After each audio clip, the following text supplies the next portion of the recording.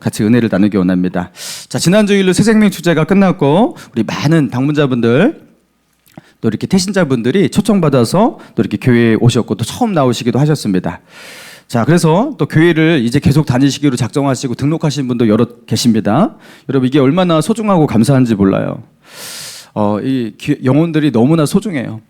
자, 그래서 11월 달에는 작년에도 그랬지만 성경 강해를 쭉 나가기보다 기독교의 핵심 진리에 대해서 나누기 위해서 몇 가지 다른 본문을 가지고 묵상하면서 나아가려고 합니다. 자, 그래서 오늘은 요한복음 3장을 우리가 같이 나누기 원하는데요.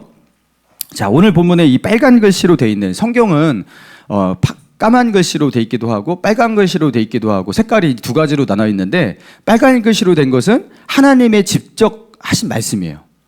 사람의 말이 아니라 예수님이 직접 하신 말씀 또는 하나님께서 직접 하신 말씀, 그거를 빨간 글씨로 그렇게 기록을 한 겁니다. 자, 오늘 본문 보니까 죄다 빨간 글씨로 돼 있죠. 이거는 예수님이 직접 하신 그 말씀을 그대로 받아 적은 겁니다. 자, 예수님께서 자신이 왜 이 땅 가운데 오셨던 것인지, 그리고 이 땅 가운데서 예수님이 오셔서 이루려고 하셨던 일이 무엇인지, 그것을 가장 핵심적으로 가장 정확하게 그렇게 전해주고 있는 본문이 바로 오늘 본문입니다. 자, 그래서 오늘 본문을 우리 너무나 중요한 이 본문을 우리가 주의해서 잘 보기 원합니다. 자, 14절 보니까 14절 같이 한번 읽어볼까요? 시작. 모세가 광야에서 뱀을 든 것 같이 인자도. 자, 이것부터 이제 이해하기 시작하셔야 돼요. 자, 모세가 광야에서 뱀을 들었다. 이게 무슨 소리죠? 자, 이게 민수기 23장의 이야기를 지금 예수님께서 압축적으로 말씀하고 계시는 겁니다. 자, 민수기 23장은요, 이스라엘 백성이 출애굽하고 나서 광야 생활 40년을 하잖아요. 그 광야 생활의 마지막 거의 종착점 거의 다 갈 때였어요. 광야 생활이 끝날 쯤이었는데, 그때요, 이 에돔 땅을 둘러서 이렇게 가다가 마지막 광야 이 코스였거든요. 근데 에돔 땅을 둘러가는 길이 예상보다 더 길었고, 그 에돔 땅이 둘러가는 그 광야길이 굉장히 척박했어요. 그래서 그들이 마음이 상했어요. 자, 그래서 민수기 21장 4절에 보니까 이렇게 기록하고 있습니다. 백성이 호르산에서 출발하여 홍해길을 따라 에돔 땅을 우회하려 하였다가 길로 말미암아 백성의 마음이 상하니라. 그 광야길을 다시 들어가가지고 다 왔다 싶었는데 다시 광야길이 펼쳐지고 그 길이 멀고 험하고 물도 없고, 그러니까요, 마음이 어떻게 되었다고요? 마음이 상했다. 자, 그러면서 이 40년의 광야 생활 이제 거의 다 끝날 쯤인데요, 그때 하나님을 원망을 하는 거예요. 자, 그러면서 자, 민수기 21장 5절에 보니까 백성이 하나님과 모세를 원망하되 어찌하여 우리를 애굽에서 인도하여 내어 이 광야에서 죽게 하는가? 이곳에는 먹을 것도 없고 물도 없도다. 우리의 마음이 이 하찮은 음식을 싫어하노라 하며. 자, 여러분, 이거 너무나 많이 들었던 그 광야에서 이 이스라엘 백성들이 모세를 참 원망 많이 하잖아요. 그 멘트는 변하지가 않아요. 어찌하여 우리를 애굽에서 인도하여 돼서 거기서 그냥 살게 놔두지. 그냥 애굽에서 그냥 살든지 거기서 죽든지 그대로 살게 놔두지. 그냥 거기서 왜 끄집어내가지고 이 광야에서 이런 고생을 하게 만들고, 이 척박한 땅에서, 물도 없는 땅에서 또 이렇게 먼 곳을 이렇게 우회하면서 정말 고통스럽다 하면서 모세를 원망하고 하나님을 원망했다라는 겁니다. 자, 그러니까 하나님께서 이 원망을 듣고서 하나님께서 항상, 그죠? 그들을 이렇게 징계하시고 회초리를 대시잖아요. 이번에는 어떻게 하셨냐? 민수기 21장 6절에 보니까 이렇게 기록되어 있어요. 여호와께서 불뱀들을 백성 중에 보내어 백성을 물게 하심으로 이스라엘 백성 중에 죽는 자가 많은지라. 자, 뭐가 나왔다고요? 불뱀. 이 불뱀이 왜 불뱀이냐면 막 불을 내뿜어서 불뱀이 아니에요. 이 뱀에 물리면요, 불타는 그런, 온몸이 불타는 듯한 그런 고통을 느끼다가 그 맹독으로 죽는다 해갖고 불뱀이라고 불리는 거예요. 근데 이 맹독을 가진 이 뱀이 그 광야에서 갑자기 한 마리만 이렇게 튀어나와서 누구 한 명을 이렇게 물린 게 아니라, 그러면은 자연적으로 당연히 일어날 수 있는 현상이라고 볼 텐데, 어디에서 이 뱀들이 갑자기 있었던 곳인지 막 불뱀들이 출현하면서 한두 사람을 문 것도 아니고 수십 명, 수백 명이 아니고 이스라엘 사람들의 상당수의 사람들을 이 불뱀들이 다 물어버린 거예요. 여러분, 이런 일이 있을 수 있어요, 없어요? 자연적으로. 여러분, 뱀들이 갑자기 나를 물려고 저기서부터 막 달려가고 나를 콱 물고 이러는 뱀이 있어요? 여러분, 뱀들은 사람을 보면 어떻게 합니까? 본능적으로 도망갑니다. 여러분, 뱀은요, 뱀에게 이렇게 공격을 가하거나 위협을 가하지만 않으면 뱀이 스스로 피합니다. 그죠? 그래서 뱀을 그죠 밟거나 그죠 뭐 뱀을 이렇게 때리거나 이런 것만 안 하면 뱀은 굳이 나를 와서 물려고 하지 않는단 말이에요. 자기에게 위협을 하지만 않으면. 근데요, 이 뱀들이 어디서 나와가지고 사람들을 물려고 막 수시로 막 돌아다니면서 순찰을 하면서 사람만 보면 달려와서 무는 거예요. 여러분, 이거는 뱀이 가지고 있는 자연적 본성 속에서 일어난 일이 아니었던 거죠. 우연히 일어난 그런 사고가 아닌 거죠. 이거는 하나님의 진노였습니다. 이 불뱀들을 끄집어내서 사람들을 다 물게 한 거예요. 여러분, 그러니까 백성들이 그 맹독이 퍼져서 그렇게 아파하고 신음하고 더러는 죽기도 하고 그런 일이 발생한 거예요. 자, 그러니까 하나님의 진노가 그들 가운데 임했다라는 것을 이스라엘 백성들도 깨닫고 알게 되었어요. 그래서 하나님을 다시 찾기 시작합니다. 우리가 잘못했구나 하면서 하나님을 찾는데, 자, 그리고 모세는요, 백성을 위해서 우리 이 백성들 다 죽으면 안 되니까 살려달라고 하나님께 기도를 해요. 모세가 기도를 하니까 하나님께서 어떻게 말씀하시냐? 자, 민수기 21장 7절에 보니까 백성이 모세에게 이르러 말하되 우리가 여호와 당신을 향하여 원망함으로 범죄하였사오니 여호와께 기도하여 이 뱀들을 우리에게 떠나게 하소서. 모세가 백성을 위하여 기도하며 여호와께서 모세에게 이르되 불뱀을 만들어 장대 위에 매달아 물린 자마다 그것을 보면 살리라. 자, 불뱀을 노수로 불뱀을 이렇게 주조해 갖고 빨리 만들라는 거예요. 그리고 장대 위에 매달라는 거예요. 그리고 그것을 사람들이 보게 하라는 거예요. 장대 위에 매다는 이유는 그 불뱀을 사람들이 볼 수 있도록 높은 곳에 이렇게 시야가 높은 곳에 이렇게 두라는 거예요. 자, 그래서 노수로 빨리 이렇게 불뱀을 만드는 거예요. 뭐 뱀이 이렇게 기니까 뭐 이렇게 만드는데 오래 걸리진 않았을 겁니다. 자, 그런데 문제는 여러분, 장대 위에 매달린 그 불뱀, 그죠? 노수로 만든 그 뱀, 여러분 그것을 본다고 무슨 맹독에서 어떻게 거기서 구원을 받겠냐라는 거예요. 죽을 사람이 어떻게 살겠느냐라는 거예요. 뭐 하나님께서 야 어디로 가가지고 어디에 물을 떠다가 그리고 어디 산에 있는 중턱에 있는 어떤 식물들을 뽑아다가 그것을 가루로 빻아가지고 그것을 뭐 이렇게 풀어가지고 어떤 곳을 첨가해가지고 이렇게 해독제를 만들어서 사람들에게 빨리 마시게 해라. 그러면 그들이 조금씩 회복이 될 수 있을 것이다. 뭐 이렇게 하면 조금 말이 되겠어요. 그죠? 근데 하나님께서 뭐 이런 처방이 다 있냐고요. 뱀을 노수로 뱀 모양을 이렇게 만들어가지고 장대 위에 매달고 사람들로 하여금 그것을 보게 하라. 그것을 보는 자들은 살 것이다. 여러분, 이게 무슨 처방이죠? 자, 그런데 실제로 어떤 일이 일어났습니까? 자, 모세가 놋뱀을 만들어 장대 위에 다니 뱀에게 물린 자마다 놋뱀을 쳐다본즉 살더라. 뱀에게 물린 자마다 그 모세의 말대로 야 여기를 보아야 한다. 그래야지 너희가 산다. 모세가 외치면서 이렇게 돌아다니니까요. 사람들이 그 놋뱀을 더러는 쳐다보고 더러는 아파 죽겠는데 무슨 헛소리 하면서 그냥 이렇게 난 죽을래. 이렇게 하는 사람도 있을 것이고. 그래서 그런데 정말로 살 수 있단 말인가 하면서 그 문 밖을 기어 나와서 그 놋뱀을 쳐다본 모든 사람이 살았다라는 겁니다. 예외 없이 살아났다는 겁니다. 여러분, 이것은요 신화를 다루고 있는 게 아닙니다. 이건 꾸며낸 어떤 얘기를 말하고 있는 것이 아닙니다. 이거는 기원전 1500년경 광야에서 이스라엘 백성이 실제로 경험한 실제 역사입니다. 히브리 사람들이 이집트의 노예 생활을 하고 있다가 그곳에서 출애굽, 그곳에서 나와가지고 광야에서 40년을 그렇게 방황하잖아요. 그리고 그 마지막 즈음에 가나안 땅으로 들어가서 그 팔레스타인 땅에 그저 자기의 영토로 만들고 거기에 거하기 전에 그 마지막 즈음에 그들이 경험하게 됐던 그런 사건이었습니다. 예수님은요, 그 기원전 1500년 전, 그러니까 예수님이 살았던 시대로부터 1500년 전의 그 옛 이야기를 민수기 21장에 기록된 그 역사의 이야기를 언급하시면서 예수님은요, 무엇을 말하려고 하시는 것일까요? 자, 오늘 본문 3장 14절, 우리 14절과 15절을 쭉 같이 한번 두 구절 읽어봅시다. 시작. 모세가 광야에서 뱀을 든 것 같이 이는 그를 믿는 자마다 영생을 얻게 하려 하심이라. 자, 불뱀의 맹독으로 인해 고통 속에 죽어가던 그들을 살리기 위해서 장대 위에 놋뱀을 만들어서 매달아 이렇게 두었던 것처럼 인자는 예수님께서 자기를 표현할 때, 자기를 말할 때 인자라고 하셨어요. 예수님 자신도 그렇게 나무 위에 들려야 할 것이라고, 나무 위에 매달리게 될 것이라고. 자, 예수님이 그 나무 위에 매달리게 되는 이유가 무엇이에요? 이는 그를 믿는 자마다 영생을 얻게 하려 하심이라. 자, 불뱀에 물려갖고 맹독 속에 죽어가는 사람들을 구원하기 위해서 그 뱀이, 그 놋뱀을 그렇게 매달았듯이 예수님을 보는 자마다, 믿음으로 예수님을 바라보는 자마다 영생을 얻게 하기 위해서 예수님도 십자가에 달릴 것이다. 자, 그래서 이 땅에서 우리가 목숨 붙어서 뭐 아무런 문제 없이 생명 가지고서 살아가는 사람 같지만 사실은 지옥의 심판으로 나아가는 카운트다운이 작동되고 있어요. 살아있지만 살아있는 게 아니에요.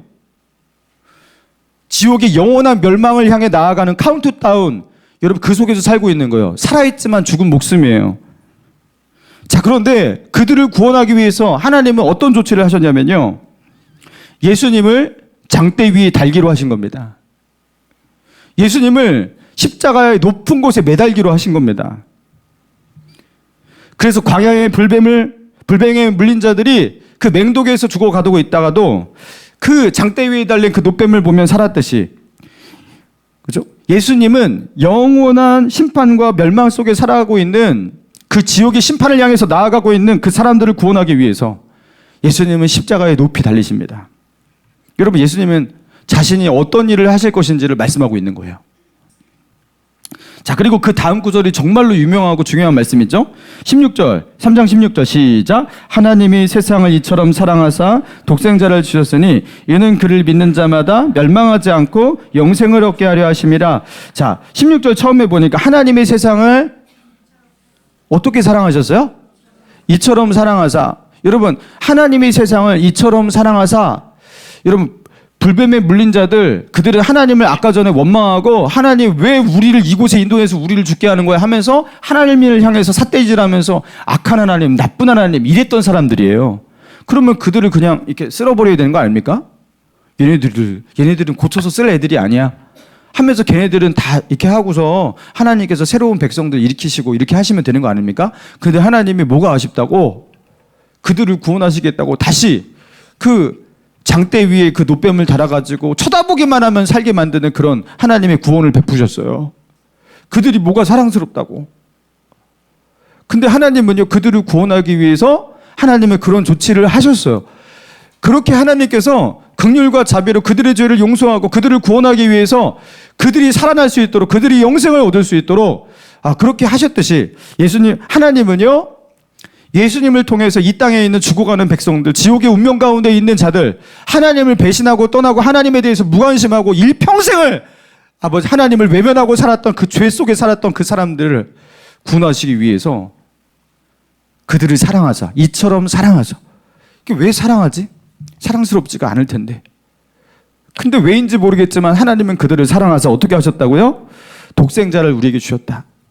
예수님을 그 장대 위에 매다시고 그 예수님을 통해서 우리를 살리시기로 하셨다라는 겁니다. 그래서 16절 끝에 보니까 이는 그를 믿는 자마다 멸망하지 않고 영생을 얻게 하려 하심이라. 자, 그리고 17절이 중요합니다. 17절. 자, 17절 시작. 하나님이 그 아들을 세상에 보내신 것은 세상을 심판하려 하심이 아니요 그로 말미암아 세상의 구원을 받게 하려 하심. 자, 하나님께서 그 아들을 세상에 보내신 이유는 이 나쁜 것들아 너희들은 죽어야 돼. 자, 이제 너희들은 심판받고 지옥 가야 돼. 별 수 없어. 그들을 심판하기 위해서 하나님의 아들을 이 땅 가운데 보내신 것이 아니라 세상을 심판하려 하심이 아니요. 여러분, 이건 하나님의 의도를 표현하고 있는 거예요. 하나님께서 어떠한 의지와 의도를 가지고 지금 이 일을 하고 계신지를 말하고 있는 거예요. 세상을 심판하기 위해서 당신의 아들을 이 땅 가운데 보내신 것이 아니라 하나님은 그 아들로 말미암아 세상을 어떻게 하시려고? 세상을 구원하시려고. 저와 여러분을 향해서 하나님이 가지고 계신 하나님의 뜻, 하나님의 마음, 하나님의 생각, 하나님의 계획, 하나님의 의지는 무엇이냐면 우리를 향한 구원입니다. 할렐루야. 여러분, 하나님의 의지가 무엇인지를 분명하게 말하고 있잖아요. 우리를 구원하시기 위해서 하나님은 이 일을 하고 계시다. 심판하려는 것이 아니요 구원받게 하려 하심이라. 여러분, 하나님은 선하십니까? 악하십니까? 여러분, 이렇게 우리를 구원하시고자 하시는 하나님의 이러한 모습을 볼 때 여러분, 하나님은 선하시는 하나님이십니까? 아니면 하나님은 악하신 하나님입니까? 선하신 하나님이잖아요. 구원하실 때에도 우리가 뭘 잘해서 구원을 받는 게 아니에요. 뭘 해서 구원받는 게 아니에요. 장대 위에 매달려 있는 그 노뱀을 쳐다본 즉 살리라. 뭘 해서 구원받는 게 사실 아니잖아요. 이 땅에서 우리가 천국 갈 만한 일을 해서 내 죄를 상쇄할 만한 선한 일을 해서 구원받는 게 아니란 말이에요. 우리가 어떤 죄를 짓든 그게 어떤 끔찍한 죄고 어떤 잘못된 인생을 살았든 상관없이 하나님이 내미신 그 구원의 손길을 받아들이면서 내가 죄인임을 고백하고 주여 나를 구원하소서, 그런 마음으로 주님을 바라보는 자, 주님을 믿는 자, 나를 구원하시기 위해서 당신의 아들을 이 땅 가운데 보내셨다고 그 사실을 믿고서 주님을 바라보는 자, 여러분, 그를 구원하시는 이런 방식으로 우리를 구원하시고자 하시는 하나님은 선하십니까? 악하십니까? 여러분, 우리는 그 하나님을 선하시다고 고백하고 있고 그래서 우리는 하나님을 그렇게 믿고 있어요. 여러분, 그런데 누군가는요, 이 교리가 이런 하나님의 구원의 방식이 굉장히 못마땅하고 불공평하고 정의롭지 못하며 만약에 이런 식으로 사람을 구원하는 하나님이라면 그런 하나님을 믿고 싶지 않다라고 말하는 사람도 굉장히 많아요. 조건 없이 우리를 사랑하시고 우리에게 구원의 손길을 내미셔서 그 손길을, 그 손을 붙잡기만 하면 구원하신 이 하나님의 방식이 마음에 안 든다라는 거예요. 여러분, 실제로 이런 사람은 정말 많습니다. 예수님께서 그래서 그 마태복음 20장에 보니까요, 포도원의 품꾼의 비유를 통해서 예를 드시거든요. 자, 포도원 품꾼의 비유 제가 조금 읽어드릴게요. 마태복음 20장 1절인데요. 천국은 마치 품꾼을 얻어 포도원에 들여보내려고 이른 아침에 나간 집주인과 같으니 그가 하루에 한 데나리온씩 품꾼들과 약속하여 포도원에 들여보내고, 자, 포도원 주인이고 포도원 주인이 이게 포도를 추수하는 이런 농사 추수 일을 해야 되니까 이 일꾼들이 필요했던 거예요. 그래서 일꾼들을 모집하기 위해서 이른 아침에 나간 겁니다. 그들의 하루의 시작은, 일과의 시작은 0시예요. 0시는 우리로 치면은 새벽 6시가 그들의 0시입니다. 우리하고 시간이 이제, 우리는, 그죠? 밤 12시부터 0시로 이렇게 시작이 되지만 그들은 새벽 6시부터 0시가 되는 거예요. 자, 그래서 성경에 이렇게 나와 있어요. 그죠? 3시간이 지나서 3시가 되면 포도원 주인이 다시 나가서 사람들을 이렇게 보는데, 거리에서 그죠, 일을 하지 못해서 그냥 이렇게 허랑방탕하게 살고 놀고 있는 사람들이 있었던 겁니다. 그래서 오전 9시에 나가서도 그 품꾼들을 이리로 와라, 여기 와서 일하라, 그렇게 모집을 했다라는 거예요. 자, 그리고 또 3시간 뒤에 12시에도 나가가지고 또 품꾼들을 모집을 합니다. 그리고 오후 3시에 나가서도 또 품꾼들을 모집합니다. 자, 보세요. 자, 6시에 처음에 새벽부터 와갖고 일한 품꾼들 있고요. 오전 9시, 그리고 낮 12시, 오후 3시도 있었어요. 일과는 저녁 6시에 끝납니다. 자, 그런데 놀라운 게 무엇이냐면 이 포도원 주인이 오후 5시에도 나가요. 그리고 거기서 놀고 있는, 아무것도 하지도 못하고 일할 것이 없어서 허랑방탕하게 살고 있는 그 사람들에게 너는 뭐 하고 있느냐? 와서 내 포도원에 와서 일하라 하면서 오후 5시에 그들을 불러요. 여러분, 오후 5시에 와가지고 6시까지 얼마큼 일한 거예요? 1시간. 자, 그래서 이제 하루 일과가 끝나고 일꾼들에게 정산, 그죠? 하루 보수를 줘야 될 거 아니에요. 그 정산하는 시간이 되었어요. 자, 오후 5시에 1시간밖에 와서 일하지 않은 그 포도원 품꾼에게 정산을 하는데 그들에게 한 데나리온을 지급합니다. 여러분, 이 한 데나리온은 그 당시 일꾼의 하루 싹이에요. 하루 종일 일한 일꾼에게 한 데나리온을 보통 준단 말이에요. 그리고 새벽 6시에, 그죠? 하루 일과가 시작할 때 처음부터 와갖고 일한 사람에게 약속했던 그 일꾼의 삭시 한 데나리온이었어요. 근데 오후 5시에 온 사람에게 한 데나리온을 줬단 말이에요. 그러니까 뒤숭숭해지는 거예요. 이야, 오후 5시 와서 1시간 일한 사람도 한 데나리온을 받고 있구나. 야, 우리들은 엄청 받겠구나. 그냥 이른 새벽부터 와가지고 쎄빠지게 일했는데 많이 받겠구나, 이렇게 기대를 하고서 기다리다가 정산을 하는데 다 한 데나리온이었어요. 다. 그러니까 어떤 일이 일어납니까? 어찌하여 우리를 저렇게 늦게 와가지고 조금밖에 일한 사람과 우리를 똑같이 대우합니까? 이렇게 하면서 저 늦게 온 사람들과 우리를 똑같이 대우하는 이런 주인이 어디 있습니까? 하면서 주인에게 반기를 들어요. 그러니까 자 여기 마태복음 20장 11절에 이렇게 나와요. 받은 후 집주인을 원망하여 이르되. 자 어떻게 한다고요? 네, 뭐 하나님을 원망해요. 이게 이제 포도원 주인은 이제 하나님을 비유하는 거잖아요. 하나님을 원망해요. 나중 온 이 사람들은 1시간밖에 일하지 아니하였거늘 그들은 종일 수고하고 더위를 견딘 우리와 같게 하였나이다 하면서 원망해요. 그런데 이 포도원 주인이 그들에게 어떻게 대답을 하는지 여러분 잘 들어보세요. 제가 읽어드릴게요. 주인이 그 중에 한 사람에게 대답하여 이르되 친구여 내가 내게 잘못한 것이 없노라. 내가 나와 한 데나리온을 약속하지 아니하였느냐.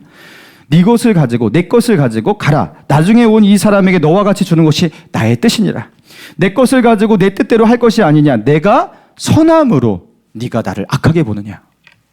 이와 같이 나중된 자가 먼저 되고 먼저 된 자로서 나중되리라.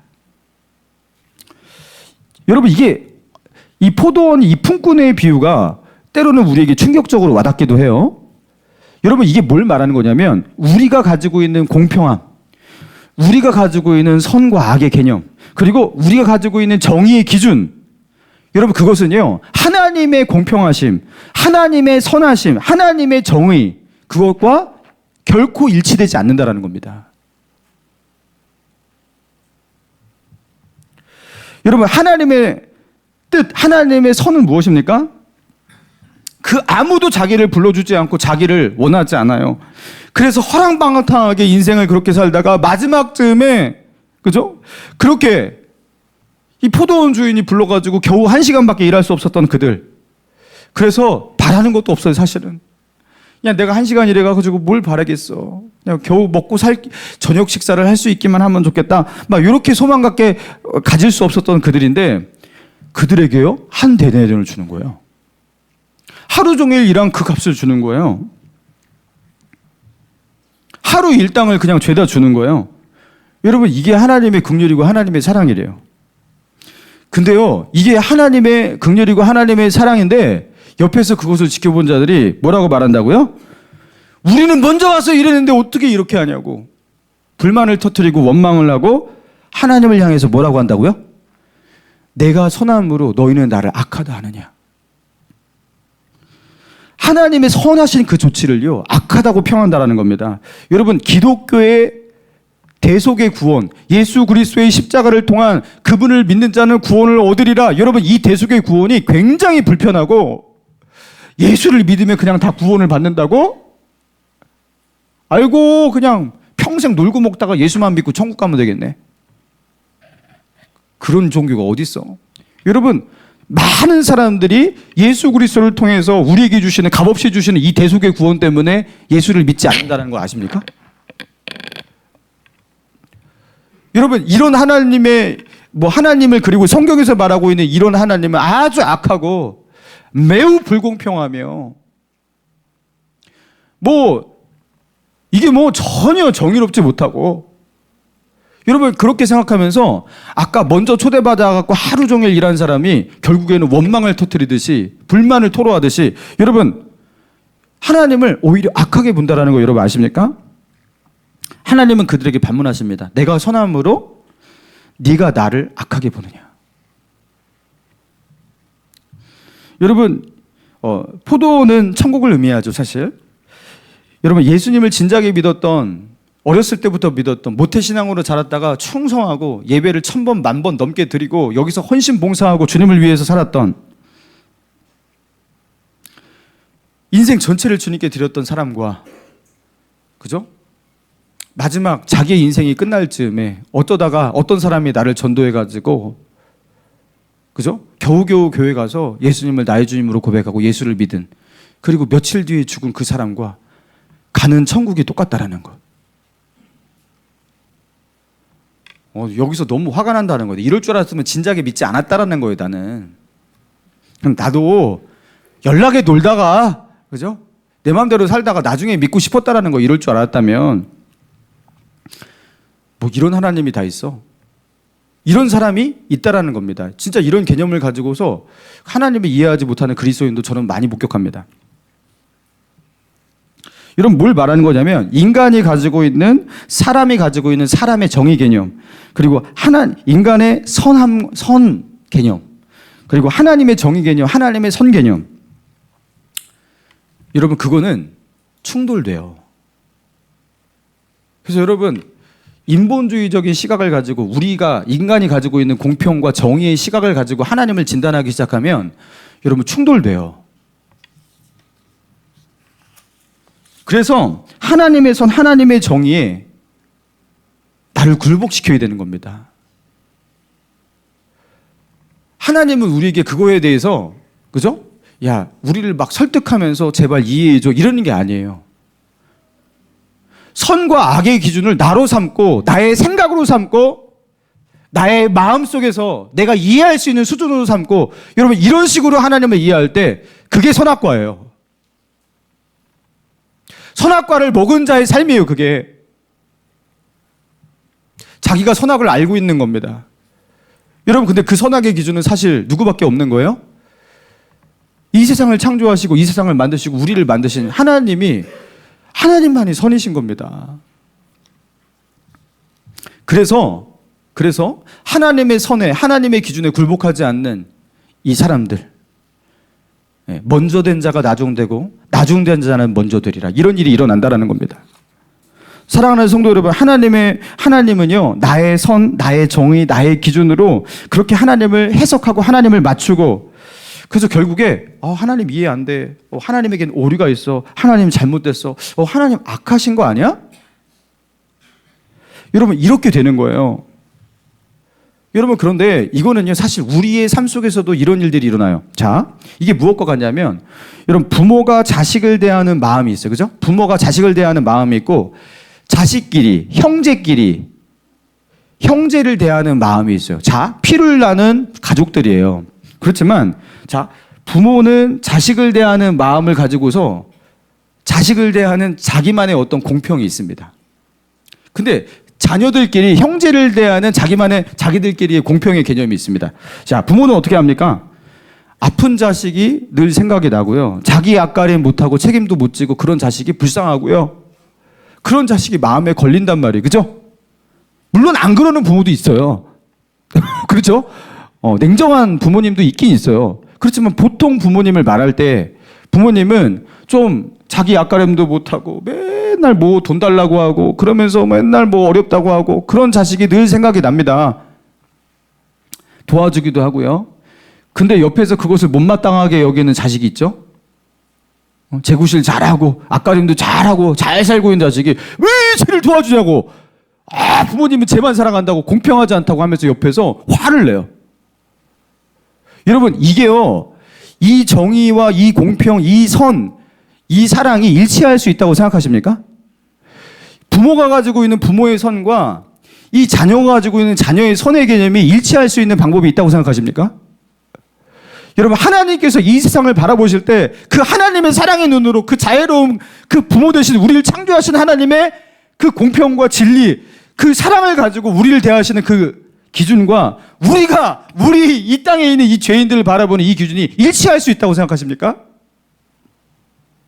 하나님이 선하다고 그 하나님을 악하게 보는 그런 일들이 일어나는 거예요.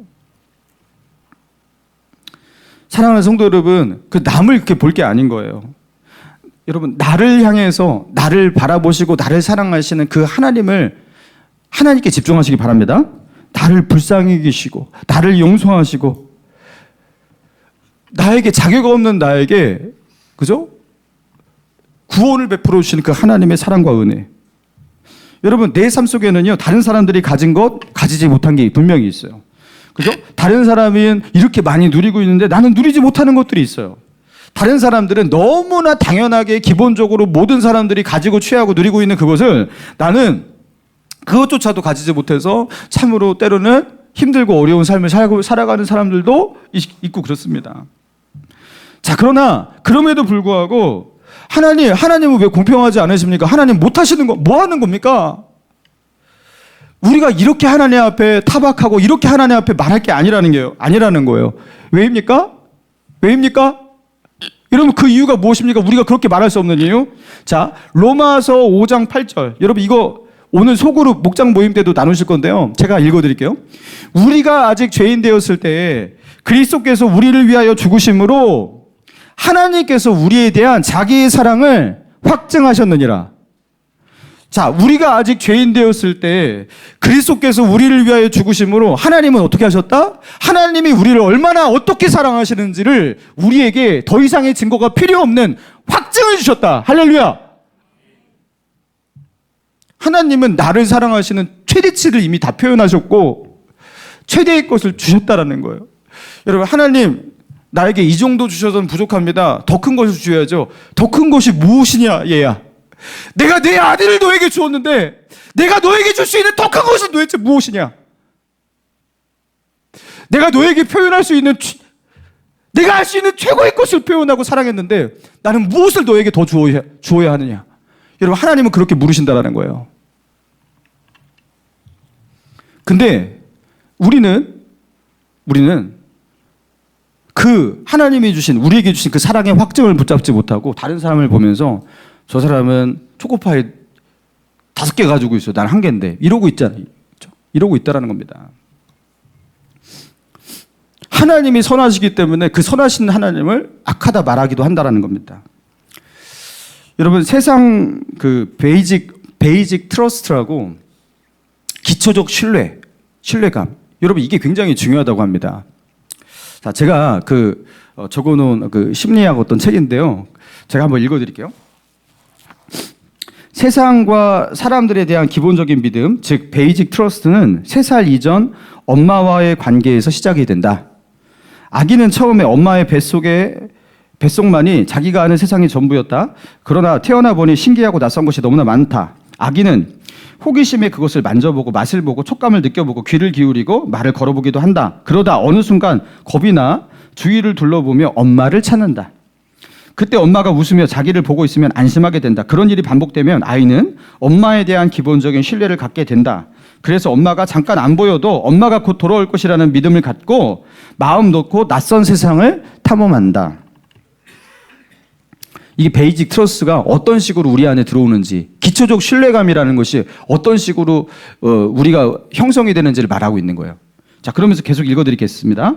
그러나 아이가 쳐다봐도 엄마가 눈을 마주쳐주지 않거나 엄마의 사랑이 너무 변덕스러우면 엄마에 대한 기본적인 신뢰가 흔들리게 된다. 이제 아이는 엄마가 눈에 보이지 않으면 엄마가 영원히 사라져 버릴까 봐 불안해하면서 엄마와 떨어지지 않으려고 필사적으로 애쓰게 된다. 그러면 아이는 마음 놓고 낯선 세상과 마주하지 못하게 된다. 이처럼 베이직 트러스트, 기초적 신뢰는 우리가 인생을 살아가면서 사람들을 만나고 탐험과 모험을 할 수 있게 만드는 밑바탕을 이룬다. 세상과 사람에 대한 믿음이 있어야 낯선 사람과 만나 관계를 맺고 낯선 곳에 갈 수 있으며 실패에 대한 두려움을 극복할 수 있는 것이다.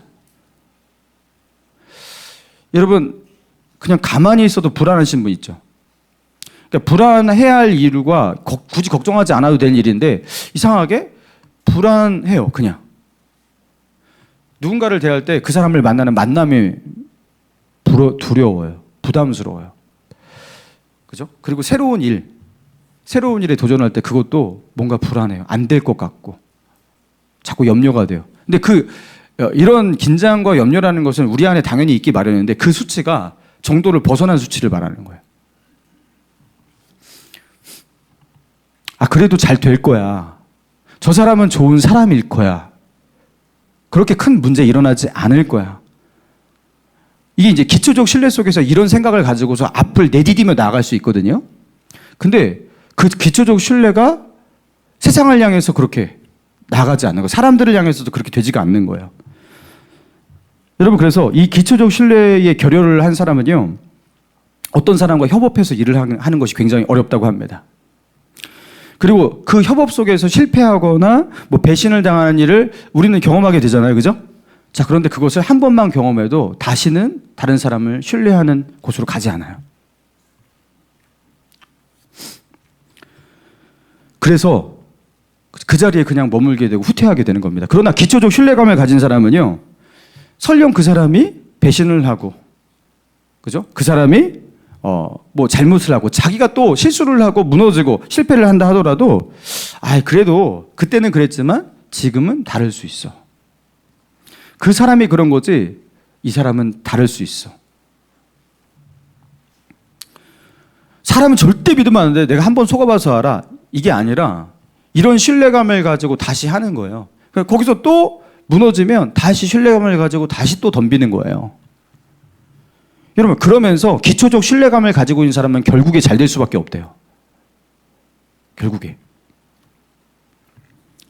여러분, 그런데 이런 기초적 신뢰감이 없는 사람은 아무도 믿을 수 없어요. 하나의 상처가 그 인생을 그냥 결정타를 매겨버려요.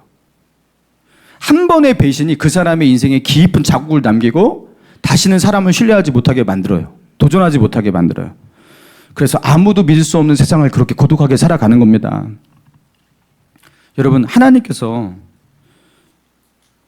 우리에게 원하시는 것이 뭐냐면 하나님을 향한 기초적 신뢰감 회복이에요. 여러분, 우리가 이 땅에서 사람들과 관계를 바로 맺고 그리고 우리의 인생을 행복하게 살아내기 위해서 우리에게 회복되어야 될 것은 무엇이냐면 우리에게 허락하신 이 모든 환경, 모든 사람, 모든 만물, 나의 인생을 주관하시는 그 하나님, 그 하나님은 선하게 나를 인도하고 계시다. 하나님은 선하시다. 이걸 믿어야 돼요. 이걸 믿어야 돼요. 이걸 믿는 사람은 뭐 이런 일도 일어나고 저런 일도 일어나죠. 사고도 일어나고 병도 걸릴 수도 있습니다. 때로는 외롭고 고독한 일도 있고요. 그렇지만 하나님은 선하시다. 나를 향한 하나님의 계획은 선하시다라고 믿는 사람은 거기서 무너지지 않습니다. 다시 일어섭니다. 여러분, 하나님이 선하시다라는 믿음 없이 우리가 이 땅에서 결코 행복하게 살아갈 수 없어요. 이 땅에서 일어나는 그 모든 일을 올바른 자세로 그렇게 바라보고 해석할 수가 없습니다.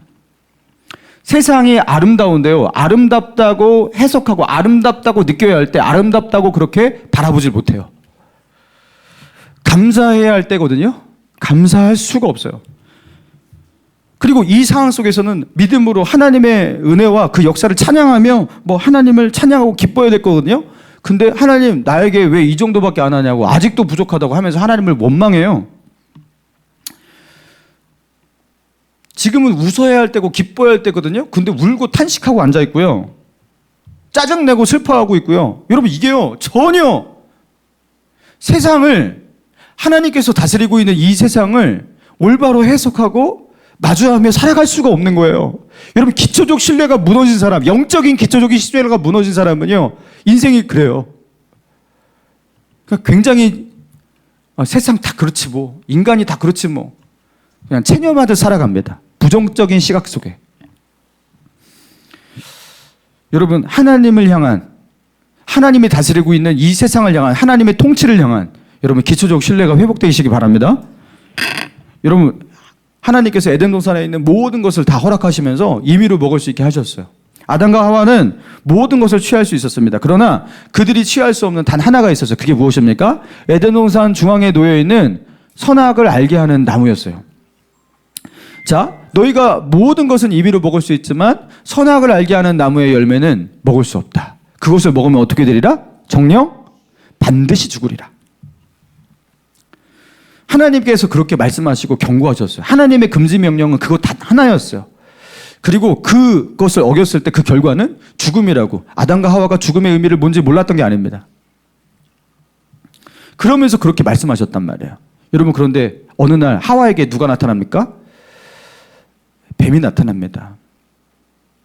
사단은 뱀을 통해서 하와에게 말을 하죠. 뱀은 여호와 하나님께서 지으신 들짐승 중에 가장 강교하니라. 뱀이 여자에게 물어 이르되 하나님이 참으로 너희에게 동산 모든 나무의 열매를 먹지 말라고 하시더냐. 하나님이 참으로 너희에게 모든 동산의 열매를 먹지 말라고 하시더냐. 여러분, 이게 지금 뭐 하고 있는 거예요? 이 뱀이 하나님은 엄청나게 나쁘신 분인데 나도 그렇게 당했는데 너에게도 그렇게 말하지 않았느냐, 이런 식으로 하나님을 악한 쪽으로 몰아가려고 지금 이렇게 빌드업하고 있는 겁니다. 그러면서 뭐라고 합니까? 아니야. 하나님은 선악을 알게 하는 나무, 요거 동산 중앙에 있는 이 나무의 열매만 먹지 말라고 하셨어. 그러니까 이 뱀이 뭐라고 대답하죠?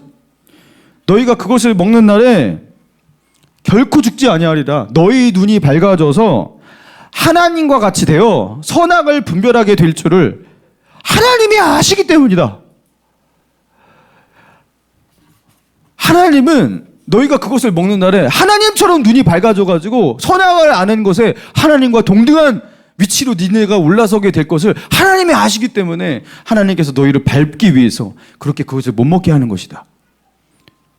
여러분, 그러면서 뭐라고 말하고 있는 거예요? 이 사탄은요, 하나님이 어떤 분이신지 하나님을 악한 분으로 그렇게, 그죠? 그래서 하나님을 향한 기초적인 그 신뢰를 완전히 무너뜨리기 위해서 공략하고 있는 겁니다. 하나님은 너희를 향해서 결코 선하신 분이 아니라는 거죠.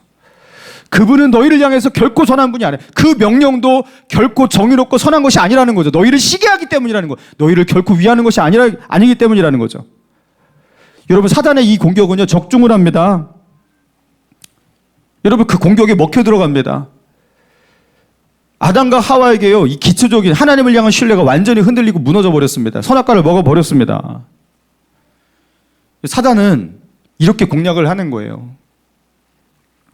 제가 중학교 1학년 때 이렇게 저는 모태신앙과 같았어요. 그래서 그 어렸을 때부터 엄마 등에 업혀가지고 그렇게 교회를 다녔고, 그리고 주일학교를 다녔고, 뭐 설교도 정말로 많이 듣고, 초등학교 때도 그렇게 살았습니다. 중학교 1학년이 되는데 나름 똑똑한 친구니까 이제 생각이, 이게 사춘기가 되니까 어떤 생각이 드냐면, 하나님 정말 살아계신가? 근데 모르겠더라고요. 아니, 모르겠어. 물음표를 던지더라고요. 그러면서 그럼 내가 이거 믿음도 없네. 그럼 난 믿음도 없는데 못하러 교회 다니지? 이렇게. 못하러 교회 다니지? 그런 생각이 드는 거예요. 그리고 여름이 다가오니까 수련회 가잖아요, 교회에서. 근데 엄마한테 가갖고 그랬어요. 엄마, 제가 이렇게 교회를 다니는데 솔직히 하나님이 안 믿어진다고. 그리고 엄마 따라서 내가 왜 교회를 다녀야 되냐고. 교회 안 가고 싶다고 그랬어요. 수련회도 안 가겠다고 그랬어요. 중학교 1학년 때. 저는 강씨잖아요. 딱 이렇게. 엄마가 이제 딱 느낌이 와요. 얘가 이 결연한 모습. 엄마가 당황을 하면서 어떻게 하셨냐면 울더라고요. 거기서. 울면서 대성아, 수련회 한 번만 가주면 안 되겠니? 그러더라고. 사정을 하더라고. 사춘기 아이를 이길 수가 없잖아요.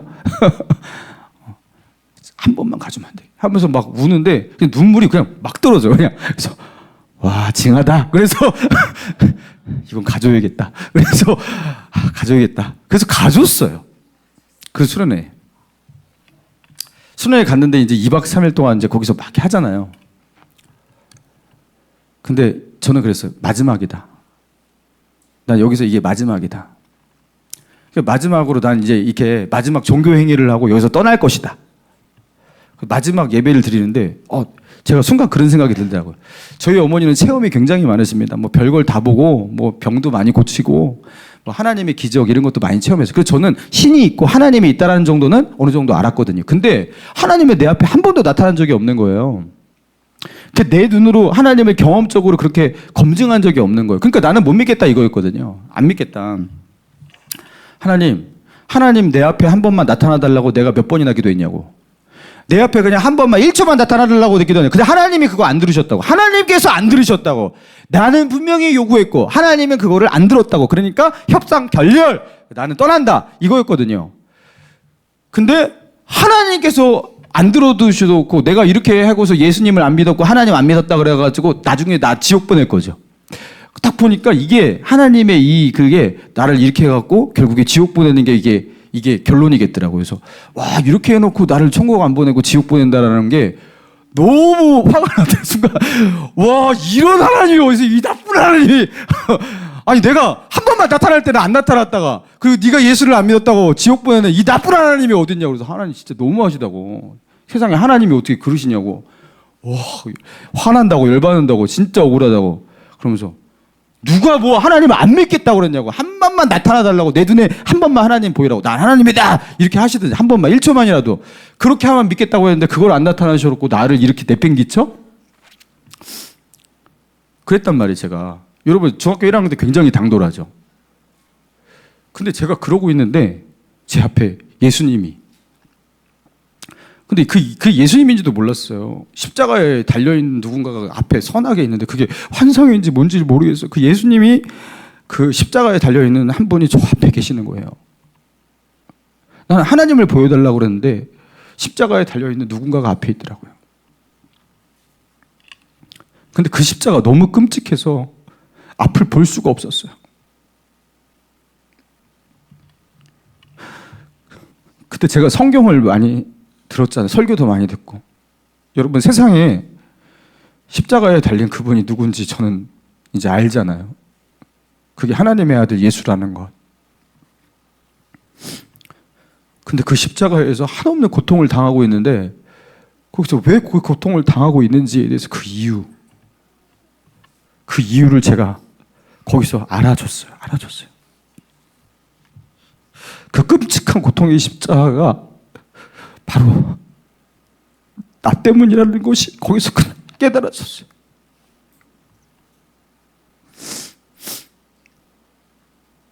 저는 하나님을 내 앞에 보여달라고 그러는데 하나님은 2000년 전에 이 땅 가운데 오셔서 십자가에서 죽으신 예수님을 나에게 보여주셨어요.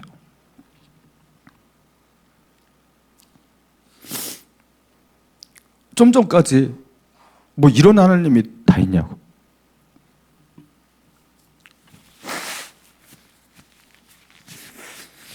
뭐 사람을 그 끔찍한 지옥에 보내려고 하는 이런 하나님이 다 있냐고 그랬던 저였는데 그 십자가 앞에서 세상에 제일 악한 사람이 나라는 것을 아무런 말을 하지 않아도 다 그냥 알게 되었습니다.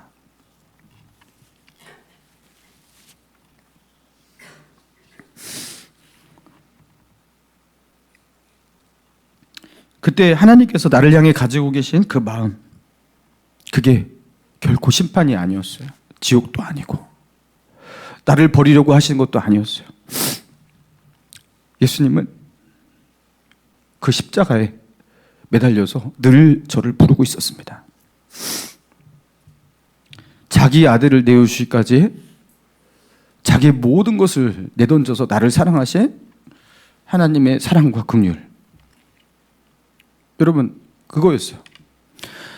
아들을 이 세상 가운데 보내신 이유는 세상을 심판하려 하심이 아니요 세상을 구원하려 하심이라. 하나님은 선하신 하나님이신 거예요. 여러분 십자가 앞에 서면 모든 의심, 회의, 원망, 여러분 다 사라집니다. 사랑하는 성도 여러분, 마음 가운데 뭐 회의, 불안, 불평, 짜증, 분노, 뭐 원망, 미움, 여러분 이게 다 어디서 나오는 거예요? 이거는 잘못됐다, 하나님의 통치가 선하지 않다, 화가 난다 하면서 충돌하고 있는 거예요. 여러분 그런데 여러분 눈을 들어서 십자가를 보십시오. 하나님께서 여러분에게 주신 것이 무엇인지를 제대로 보십시오. 나를 사랑하시기 때문에 그분이 치르신 그 대가가 무엇이었는지를, 그분이 우리에게 내어주신 우리를 구원하시기 위해서 그분이 치르신 그 값이 무엇이었는지를 다시 확인하시기 바랍니다. 하나님은 그 이상의 것은 없다고 확증이라고 하셨어요. 이제 더 이상 하나님을 악하다고 할 수 없어요. 여러분 하나님은 선하신 하나님입니다. 할렐루야. 나를 향한 하나님의 그 모든 손길이 선하신 거예요. 지금까지 이끌어오신 하나님의, 나의 인생을 이끌어오신 하나님의 그 모든 손길이 여러분 십자가 앞에서 그게 한량없이 선하다라는 것을 여러분 그렇게 고백할 수 있는 저와 여러분 되시기를 주님의 이름으로 축원합니다.